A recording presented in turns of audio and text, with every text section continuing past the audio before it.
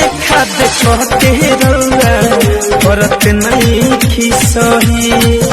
आइल बानी घर तबुआ अस्थिर से रही देखा देखते रउआ करत नहीं खिसही आइल बानी घर तबुआ अस्थिर से रही ठीक से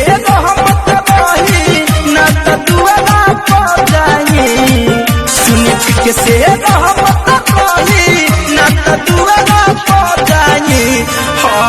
मुँह से मजाक फलाए जीजा देह से नहीं मुँह से मजाक फलाए जीजा